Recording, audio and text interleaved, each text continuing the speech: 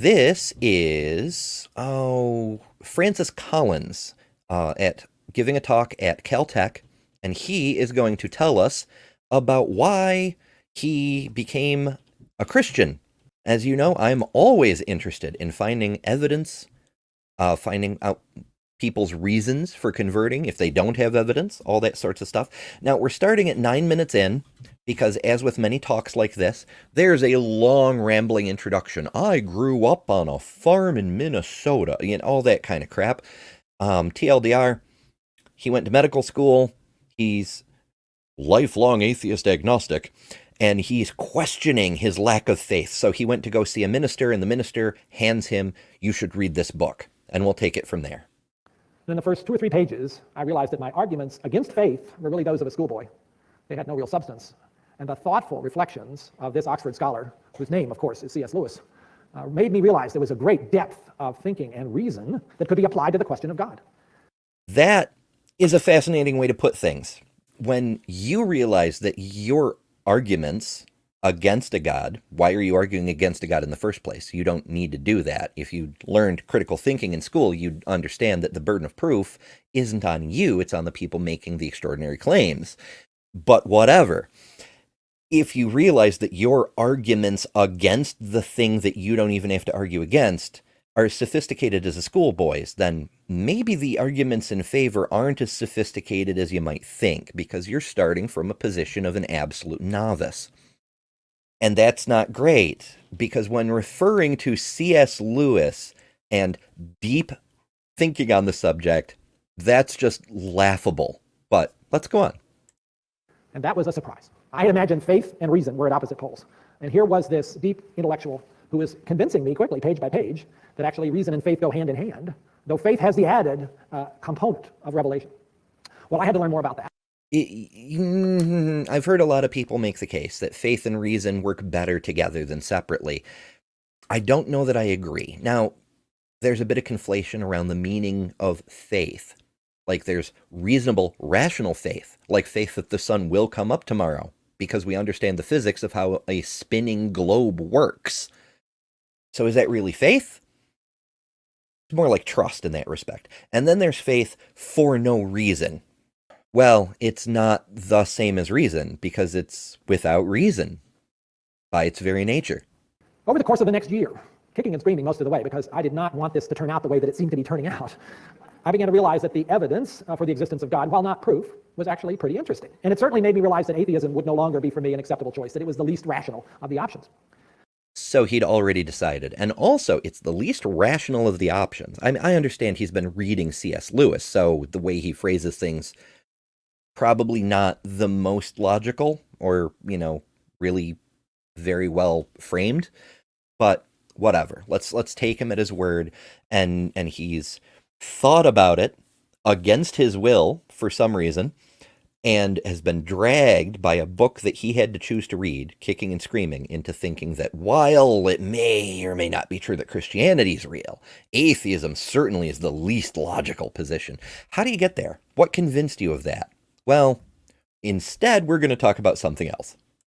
I won't go through the whole chronology as it actually happened, but let me summarize for you the kinds of arguments that ultimately brought me around to the position of recognizing that belief in God was an entirely satisfying intellectually event, but also something that I was increasingly discovering I had a spiritual hunger for. Ah, there it is. Never mind how rational it is. He was increasingly discovering he had a spiritual hunger for it. That is to say, he wanted it to be true. That kind of changes things. Also notice the bait and switch there. The little bit about, well, I'm not going to tell you what convinced me, but these are the kinds of arguments that convinced me. So we're going to see substituted arguments. And interestingly, some of the pointers to God had been in front of me all along, coming from the study of nature, and I hadn't really thought about them, but here they were. Here's one which seems like an obvious statement, but maybe it's not so obvious.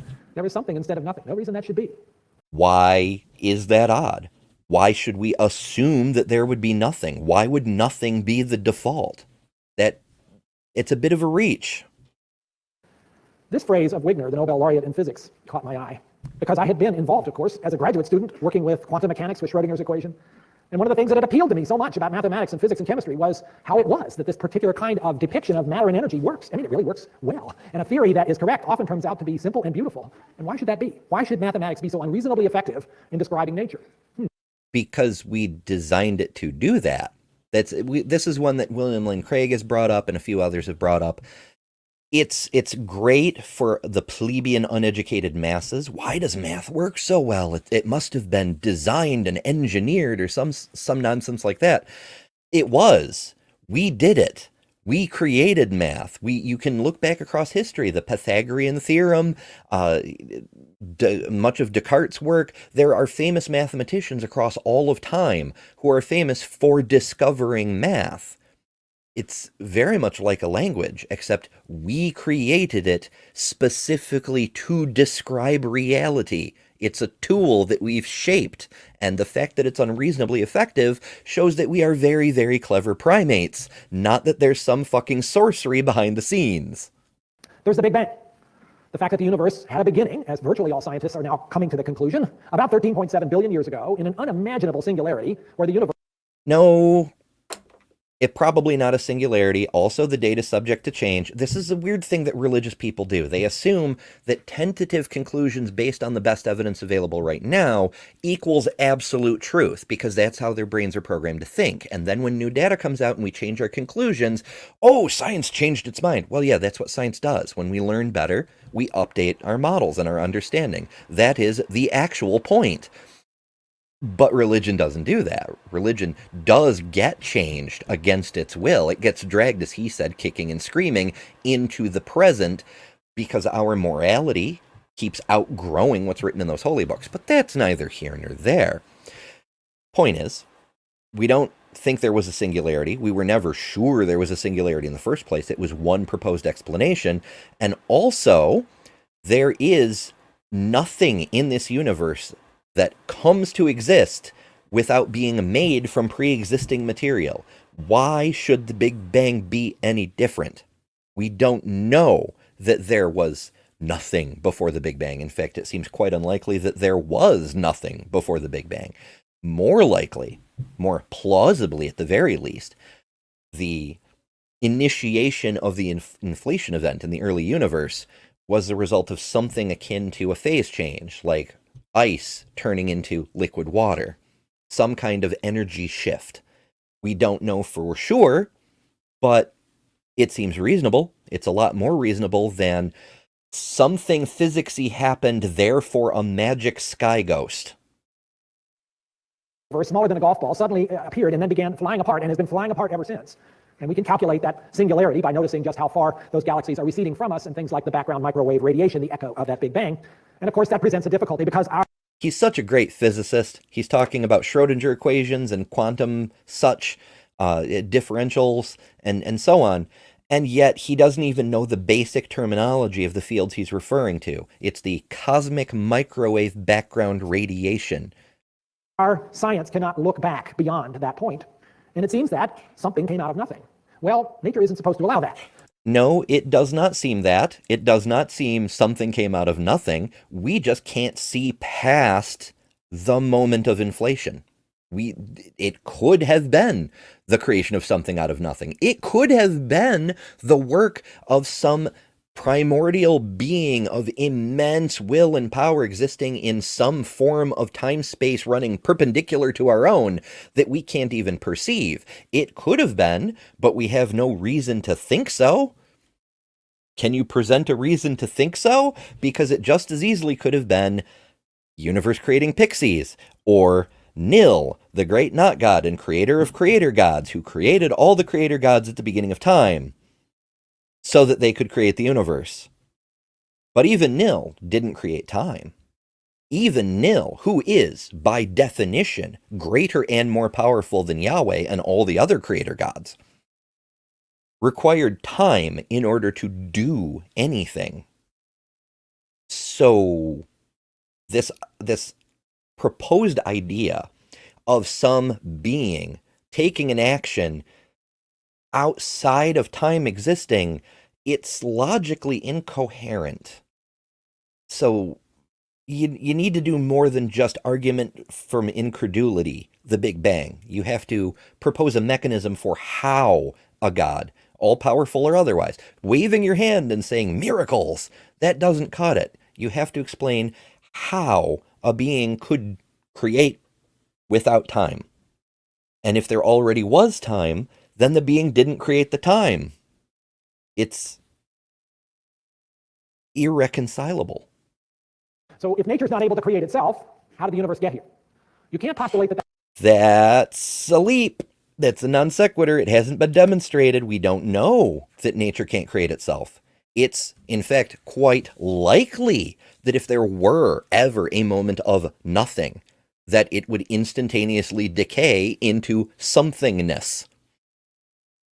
Nature abhors a vacuum, I suppose, but we don't actually know because we've never seen a nothing. We've never observed a nothing. We don't know that nature can't create itself. But from what we do understand about how physics works, it seems very, very, very likely that nature couldn't not create itself if such a situation did obtain, as unreasonable as that may seem to be. that was created by some natural force, or you haven't solved the problem, because then, okay, what created that natural force? So the only plausible, it's Infinite regress. Well, if it was created by a natural force, what created that natural force? And what created that natural force? Yes, turtles all the way down.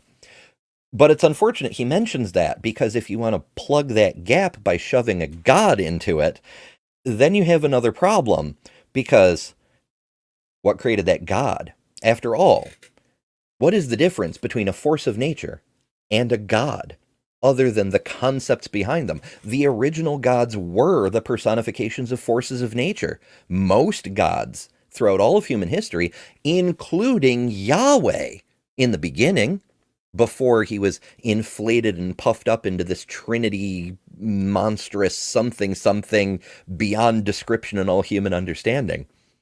All the gods were, to some degree, the personification of something in nature. So they're substitutable terms. What created that force of nature? What created that God? You're in no more of a logical standpoint. You're on no more firm footing, logically speaking, whether you're asserting it was natural or a God. You still have to explain how that came to be. Special pleading, it's just a fallacy. it seemed to me, explanation is that there must be some supernatural force that did the creating. And of course, that force would not need to be limited by space or even by time. But let's concede that for the sake of argument. It's a supernatural force. Cool. How do we demonstrate that hypothesis is true? How do we measure it? How do we find the mechanism for interaction between non-reality and a thing outside reality that is supernatural? How can we show that's what actually happened? And even if we could, how do we demonstrate that it's your specific flavor of supernatural something?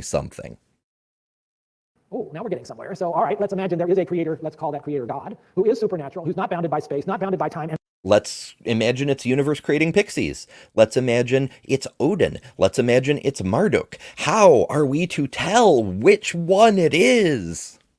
is a pretty darn good mathematician, and it's starting to make some sense here. Well, God must also be an incredible physicist, because another thing I began to realize by a little more reading is that there is this phenomenal fine-tuning of the universe that makes complexity and therefore life possible. Those of you who study physics and chemistry will know that there's a whole series of laws that govern. So we've addressed the fine-tuning argument before. It's a little silly. In fact, in some ways, it actually kind of counts against the theistic hypothesis, but that's a whole other thing that we've covered in other videos. The TLDR is that saying the universe has to be fine-tuned because it made life possible anywhere. Like, have you seen this universe? You realize that the vast majority of it means instantaneous death to us, the ostensibly chosen beings, created in God's image or whatever, but also even on our very own planet. Like, it's like saying that Earth had to be finely tuned, but not just Earth. Oh no, it has to be the central latitudes. And in fact, it has to be just Africa. The whole universe was created to make Africa finely tuned for the emergence of human beings, because they couldn't have done it anywhere else. We couldn't have emerged in Antarctica, and that's why there's no primates evolving on Antarctica. We couldn't have emerged in Greenland. That's why there's no primates evolving on Greenland, etc. The middle of the Pacific. We could travel there once we evolved. We could land on the islands. But deep under the ocean, in the Marianas Trench, strangely, no primates evolving there. So we know Africa was finely tuned by the great African gods for the eventual arisal of human beings. It's when you change the scale of the thing, it shows how freaking ridiculous it is. If it were true that an all-powerful being did finely tune reality for the emergence of human beings, why isn't it all of reality? Why is it just this one planet? Why is it just that one part of this one planet? That's not very well tuned. That makes it more like it's barely possible, which doesn't inspire confidence in an all-powerful being who specifically wanted to create humans. But, you know, whatever. And the behavior of matter and energy. They are simple, beautiful equations, but they have constants in them, like the gravitational constant or the speed of light. And you cannot derive, at the present time, the value of those constants. They are what they are. They're givens. You have to do the experiment and measure them. Well, suppose they were a little different. Would that matter? Would anything change in our universe if the gravitation... So, math is not as unreasonably effective as he originally proposed? We can't mathematically derive the important key constants of the universe using just pure math? We have to do the experiments and measure it? Seems to me he's contradicting his earlier points, but I suppose expecting consistency from theologues may be asking a little bit too much. Gravitational constant was a little stronger or a little weaker.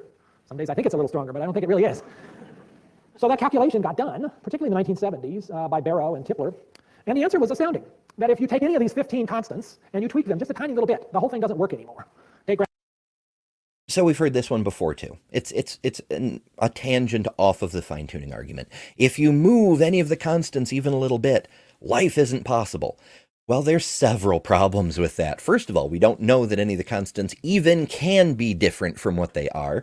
Second, we don't know what their exact relationship is. It seems highly likely that you actually can derive some constants from other constants because there's a relationship. For instance, the inflationary rate of the universe depends very heavily on the energy density of the early universe. So what we see in the CMB depends on how much matter there was in how much space and so on and so forth. So they're all connected. If you adjust one, you're also going to adjust several others and possibly end up with the same set of conditions. It could very well be that the universe simply could not be any other way. And then there's the problem of life being possible. Well, we don't know that. Suppose you could change the conditions of the universe. Cool. Now we have different physics. Does that mean that life is impossible? Probably not. Many different configurations could conceivably allow life as we understand it, and other configurations would allow other things that aren't like us, but would still count by our definition as being alive. We just don't know because we haven't explored universes with those properties. Gravity, for instance, if gravity was just one part in about 10 billion weaker than it actually is, then after the Big Bang, there would be insufficient gravitational pull to result in the coalescence of stars and galaxies and planets and you and me. And you'd end up, therefore, with an infinitely expanding sterile universe. If gravity was just a tiny bit stronger, well, things would coalesce all right, but a little too soon. And the Big Bang would be followed after a while by a big crunch. Yeah, no. That, again, it goes to show how little he understands these subjects that he's flinging around as if they were evidence in his favor. You can't have a big crunch because he's assuming there's a central point. The universe is expanding from a point through space. But what's actually happening is that the inflation event, the continued expansion event, is all of space. The universe isn't expanding into space and therefore would contract back down. It is space. All that space is part of the universe. It's inside it. So where would it crunch? How could a crunch happen? There's no center. And we would not have the chance to appear because the timing wouldn't be right. And that's just one example. You can't look at that data and not marvel at it. It is astounding to see the knife edge of improbability upon which our existence exists. So what's that about? Well, I can think of... Well, you want to get into the knife edge of improbability, consider that early Earth was a lot like early Venus. It wasn't super inhabitable. It wasn't super friendly to biological action. Now, it was ancient biological organisms that changed the atmosphere from Venusian orange to Terran blue, this lovely shade of blue that we all enjoy seeing so much, that put the oxygen in the atmosphere that we all enjoy breathing so much. But from his point of view, you may as well say, oh, well, this was such a huge accomplishment. Fine-tuning the Earth for humans, it must have required a single being of immense power who made a choice to do it, and we somehow can't detect any trace of. When in reality, we know that it was biological action. We found the fossils. We found the chemical traces of what happened. We know it was microorganisms, anaerobic bacteria, that changed the atmosphere. But to him, it has to be a little g god under the big G god. The big G god made a choice to create the universe. A little g god made the choice to change the Earth into the world that we see and are messing up today. It's the same argument. Three possibilities. First of all, maybe theory will someday tell us that these constants have to have the value they have, that there is some a priori reason for that. Most physicists I talk to don't think that's too likely. There might be relationships between them that have to be maintained, but not the whole thing. A second possibility. Well, he just said we don't know that. He just said we don't know if they can be changed or if there's relationships, and then goes on to say, maybe you could do this, but not the whole thing. You just said you don't know, and now you're confidently asserting, definitely not this thing that destroys my case. What are you talking about, my guy? Possibility. Perhaps we are one of an almost infinite series of other universes that have different values of those constants. And of course, we have to be in the one where everything turned out right, or we wouldn't be having this conversation. So that's the multiverse hypothesis. Yeah, we're not on Antarctica, evolving there to have this conversation because the conditions aren't right there for us to arise. We cannot arise in a place where it is impossible for us to arise. Weird how logic makes things make sense, isn't it? And it is a defensible one, as long as you're willing to accept the fact that you will probably never be able to observe those infinite series of other parallel universes. So that requires quite a leap of faith. The third... Why? We're...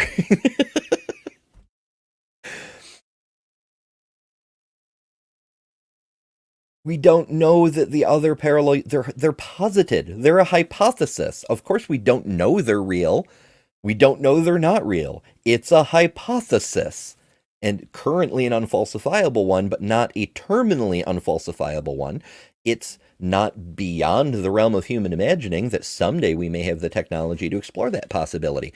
In fact, there's already been proposed tests for looking at gravitational waves and dark energy and other various things in order to see if there might be some inkling of another universe being in close proximity to our own, having an impact on our universe, to demonstrate there's another universe out there.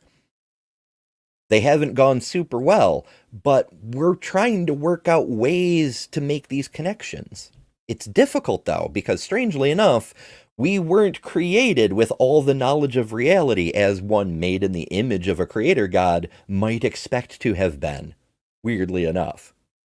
Third possibility is that this is intentional, that these constants have the value they do because that creator god, who is a good mathematician, also knew that there was an important set of dials to set here if this universe that was... He was a good mathematician with an important set of dials. That's why he dialed in a universe that is 99.9999999 to the 10,000th power percent immediately fatal to all living things that we know about, including us. Yes, he's very smart and good at his job. Was coming into being was going to be interesting. So take those three possibilities, and which of them seems most plausible? Apply Occam's razor if you will. False trichotomy. There's other possible explanations, but whatever. Which says that the simplest explanation is most likely correct. Well, I come down on number three, especially because I've already kind of gotten there in terms of the other arguments about the idea of a creator. Ah, yes. Invoke Occam's razor The simplest explanation is most likely the correct. Never mind Hitchens' razor, that which is asserted without evidence can be dismissed without evidence, and admit that it's most likely, it's most simple because you prefer it, because you have already pre-concluded that. That's not how Occam's razor works, nor is it a good reason to reach any particular conclusion or believe a person who admits he's done that when it comes to accepting or rejecting his conclusion. And this is interesting, but of course, so far, how far have we gotten? We've gotten to Einstein's God now, because Einstein certainly marveled at the way in which mathematics worked. Einstein was not aware, as far as we know, of the fine-tuning arguments at quite this level, but probably would.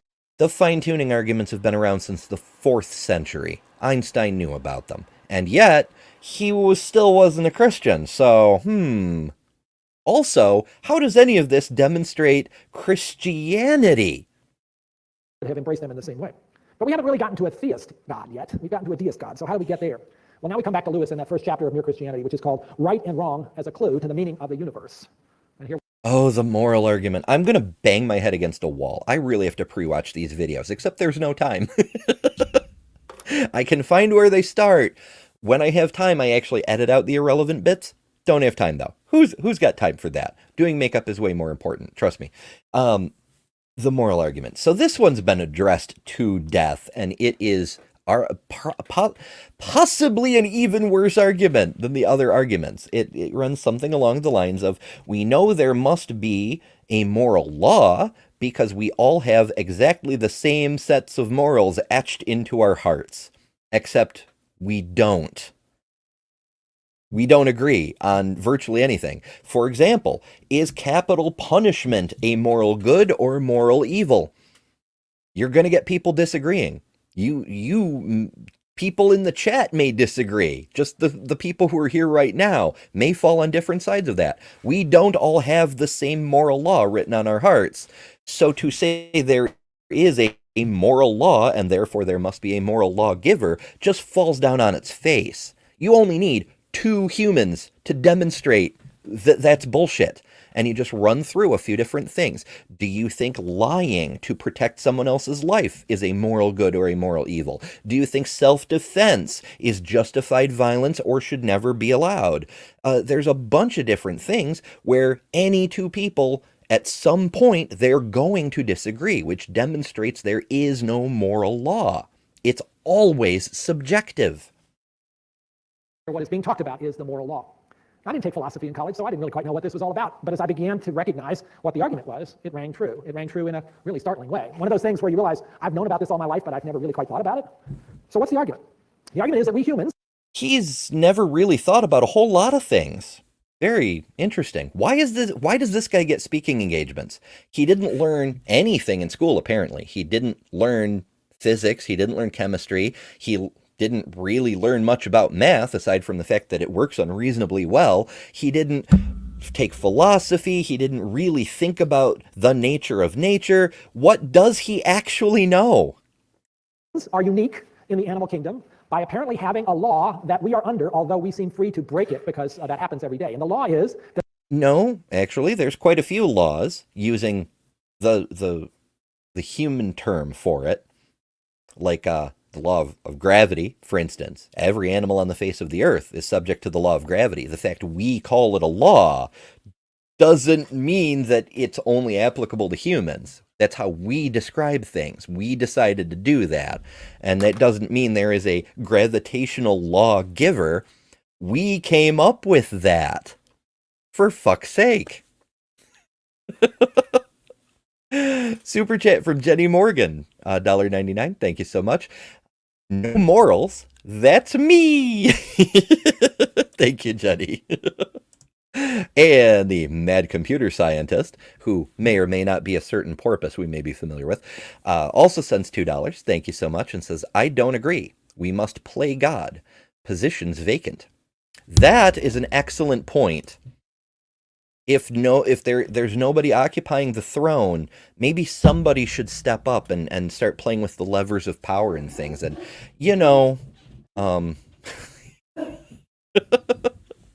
and Dr. Tapioca Weasel's causing mischief in the chat. Praise the Weasel.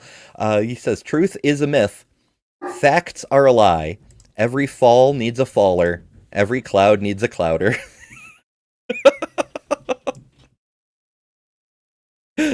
Holy crap. This is why we love you, Dr. T. Oh, goodness. All right, let's see what our friend has to say. That there's something called right and there's something called wrong, and we're supposed to do the right thing and not the wrong thing. Again, we break that law. When we do, what do? We make an excuse, which only means we believe the law must be true and we're trying to be let off the hook.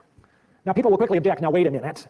I can think of human cultures that did terrible things. How can you say they were under the moral law? Well, if you go and study those cultures, you will find out that the things that we consider terrible were in their column called right because of various cultural expectations. So partially true. Again, he's conflating human law with like a law of nature, like the law of gravity.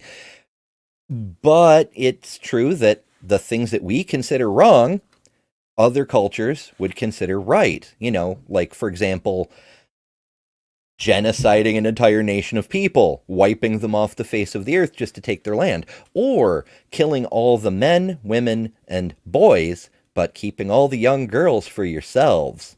We might consider that to be wrong. And yet that's commanded by the God that he is about to claim is the source of morality, which just goes to show there is no such thing as a moral law, because we all disagree. Even he agrees that we disagree. So what the hell is he arguing here? Clearly, the moral law is universal, but it is influenced in terms of particular actions and how they size up in the right and wrong assessment. Well, the moral law sometimes calls us to do some pretty... Was that a sentence? It's universal, but it's influenced by what we determine to be right and wrong. Okay, yeah, that was a sentence, but it said the opposite of what he's trying to say. How peculiar. And this dude, he wants to make a case. He wants to present not just reasons to believe, but proof. Although it's not actually proof. We have to scale back off that word, but it's proof. For fuck's sake. Dramatic things, particularly in terms of altruism, where you do something sacrificial for somebody else.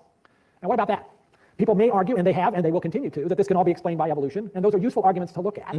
So for instance, if you're being altruistic to your own family, you can see how that might make sense from an evolutionary perspective, because they share your DNA. So if you're helping their DNA survive, well, it's yours too. And so that makes sense from a Darwinian argument about reproductive fitness. If you are being nice to somebody... Well, not just that. Our biology, our evolution is a little bit more complex than that. Like, we can see it in other species that exhibit homosexuality, for example. It doesn't necessarily benefit you directly to have a homosexual nature. Say you're a monkey, you're the homosexual uncle monkey, you're a monkey's uncle, something like that. Or maybe we could say something that's less accidentally racist sounding, like an alligator, perhaps. Let's go with that. You're a gay alligator. Cool. You're never producing your own eggs, but maybe your brothers and sisters are having eggs and hatching baby crocodiles. So you could watch over the other crocodiles. You could provide additional adultage in the area. But that's not necessarily the thing either. You can still be gay and not have any brothers or sisters. Obviously. There are people, there are entities, there are beings, there's chimps, there's bonobos, there's all kinds of critters, there's horses, there's freaking whales that are gay. This was news that just came out this week.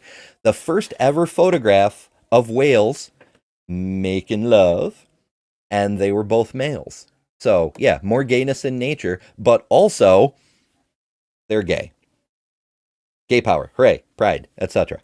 But the point here is that you don't necessarily need a direct, your similar genes adjacent evolutionary advantage in order to pursue these things, because there is an advantage to the species, and many more advanced, sophisticated species have found, which, because our language is shit at describing these things, I have to go with, because there isn't a better way to phrase it, creates an advantage for the entire population.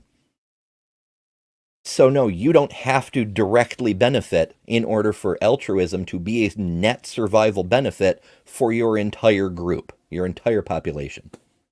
In expectation they'll be nice to you later, a reciprocal form of altruism, well, okay, you can see how that might also make sense in terms of benefiting your reproductive success. You can even make arguments, as Martin Nowak has at Harvard, that if you do computer modeling of things like the prisoner's dilemma, you can come up with motivations for entire groups to behave altruistically toward each other. But a consequence of that, and all the other models that have been put together, is that you still have to be hostile to people who are not in your group. Otherwise, the whole thing falls apart as far as the...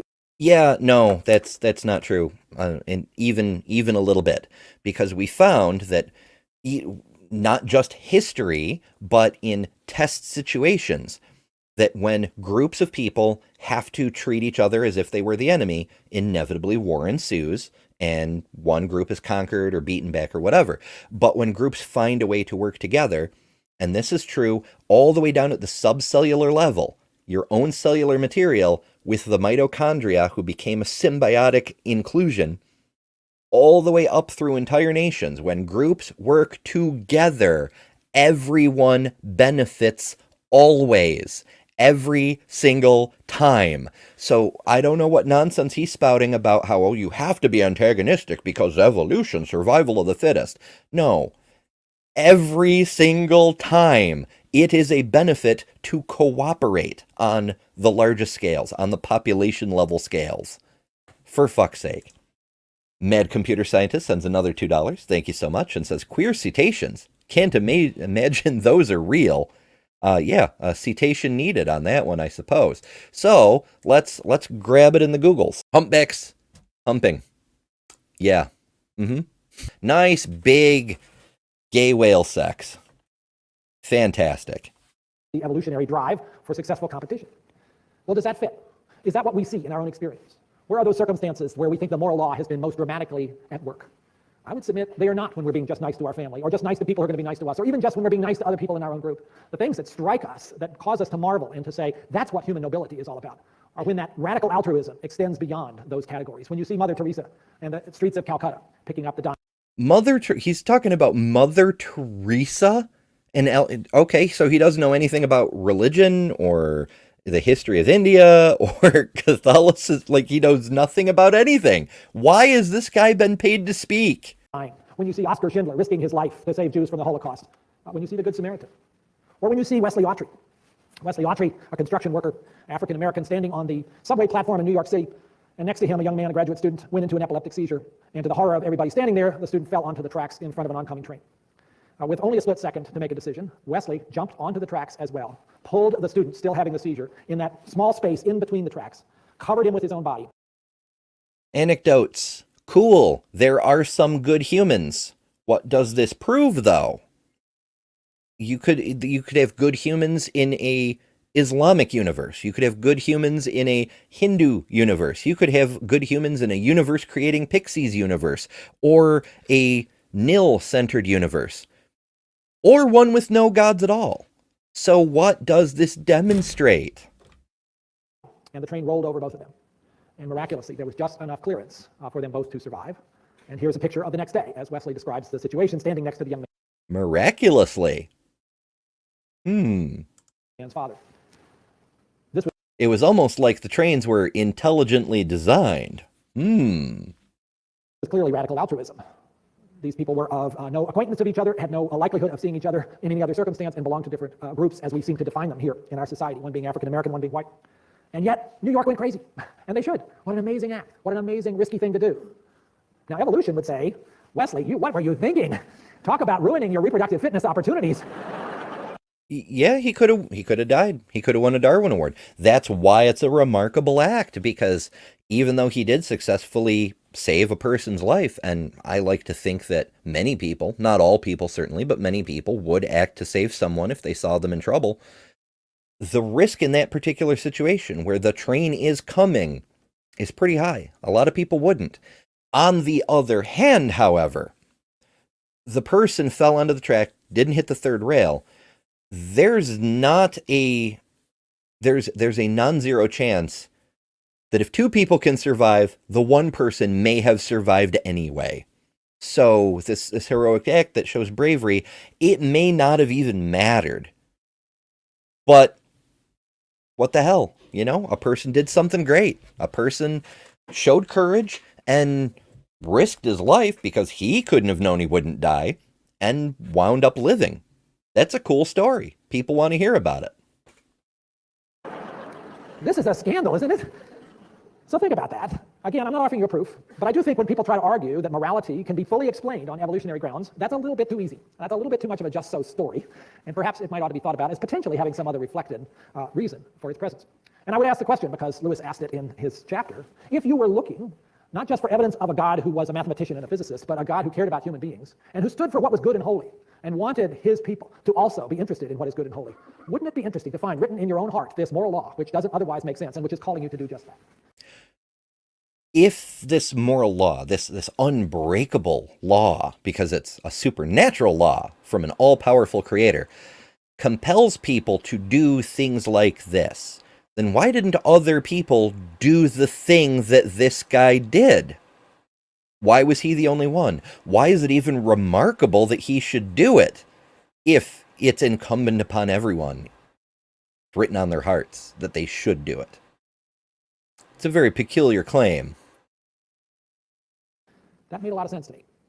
So after going through these arguments over the course of a couple of years, and it was that long, fighting them, oftentimes wishing that I had never started down this road because it was leading me a place I wasn't sure I wanted to go, I began to realize that I had a certain series of immutable issues that were leading me in the direction of awe of something greater than myself, reflected here by this phrase from a man. There are things greater than oneself. There's organizations, ones that a person chooses to devote themselves to, like, a military branch or a nonprofit, like, the Recovering from Religion Foundation, or the Freedom from Religion Foundation. Lots of various things. But there's also concepts, long-term projects.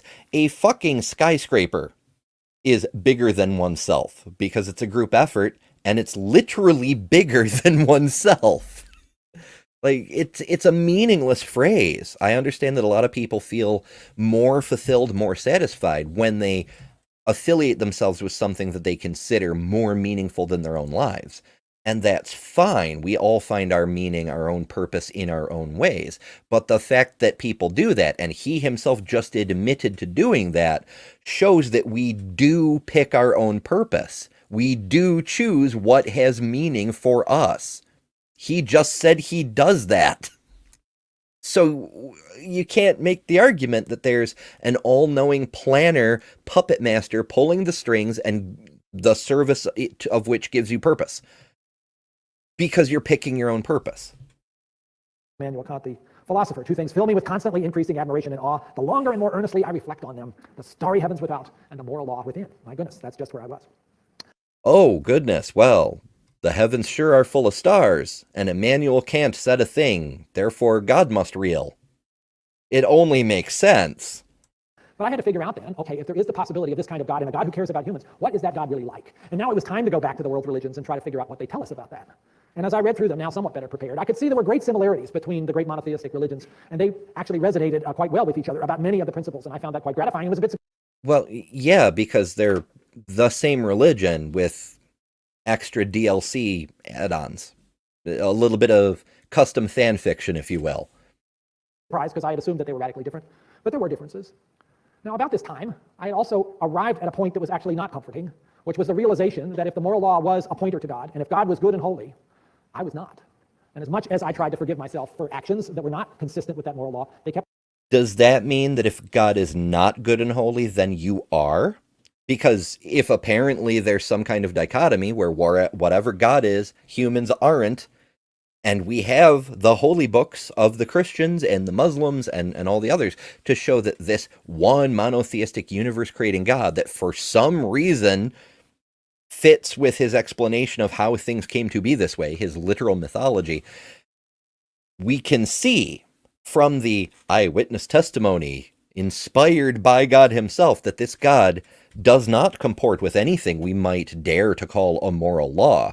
See the earlier mentions of genocides and, killing all the babies all the time and so on and so forth.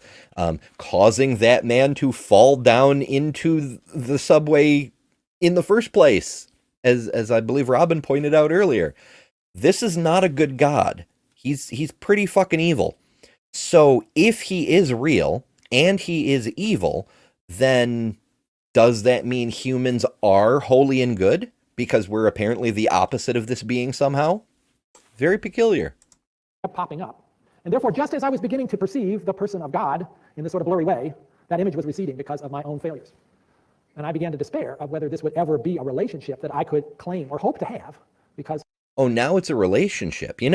I've said it before, but it bears repeating. I tried to have a relationship with God once, but he never called, he never wrote. I just started to think he just wasn't interested. Maybe it's just me. I don't know. Of my I am a lot prettier than I was back then, so, you know. Own shortcomings. And into that area of increasing anxiety came the realization that there is a person in one of these faiths who has the solution to that. And that's the person of Jesus Christ, who not So he believes because he wanted to believe. He's got a whole bunch of justifications that contradict each other, but it doesn't matter because he wanted to believe. And then he decided, out of all the evidence that all the religions have provided, never mind the evidence, there's one person who can answer my question about these contradictions. And that's the thing that I believed in from the beginning. Miraculous! It just so happens I grew up in the right faith in the first place. What a miracle. only claimed to know God, but to be God, and who in this amazing and incomprehensible at first, but ultimately incredibly sensible, uplifting, sacrificial act, died on the cross and then rose from the dead to provide. Yeah, I have trouble with calling that a sacrifice, though, because he makes it very clear that it wasn't his choice to do it. He prayed to himself, apparently, about how much he didn't want to go. Father, take this cup from my lips. So is it really a sacrifice, or is it just a murder? This bridge between my imperfections and God's holiness in a way that made more sense than I ever dreamed it could. I had heard those phrases about Christ died for your sins, and I thought that was so much gibberish, and suddenly it wasn't gibberish at all. And so, did he die for your sins, though? Because I'm pretty sure. Now, again, my Bible studies are still in the early chapters. I haven't really gone in depth on the later stuff, but I don't think he was ever hanging out on the cross saying, I'm doing this for your sins, for all of mankind's sins. It's because I need to suck in your sins by spitting out my own blood. Like, he never said that. That was a thing the followers tacked on after the fact. 2 years after I began this journey on a hiking trip in the Cascade Mountains up in Oregon, with my mind cleared of those distractions that so often get in the way of realizing what is really true and important, I felt I had reached the point where I no longer had reasons to resist, and I didn't want to resist. I had a hunger to give in to this. And so that day, I became a Christian. That was 31 years ago. And I was... he saw the beauty of nature and realized that he didn't want to resist the thing that he wanted. It's a weird thing that some religious people do. Thankfully, not all religious people, but a lot of them seem to do that, where they desperately want a thing and then keep themselves from having the thing they want, even though it won't really do any harm. At least, not on the surface. Scared, and I was afraid I was going to turn into somebody very somber and lose my sense of humor and probably be called to Africa the next week or something, but instead I discovered this great sense of peace and a joyfulness about having finally crossed that bridge, and also to have done so in a fashion that seemed to live up to my hopes that faith would not be something you had to plunge into blindly, but something where there was, in fact, reason behind the decision. So yeah, a scientist who apparently didn't know anything about any science found reason to believe that wasn't based on any reasons, strangely enough. Most peculiar. Who could imagine? As always, remember, you don't have to pretend C.S. fucking Lewis is a deep intellectual thinker, because you are better than religion. Just like the street lights lit this town, like a fire in a blaze, gotta burn it down. Can't be afraid to leave this out. We got this far, don't know how.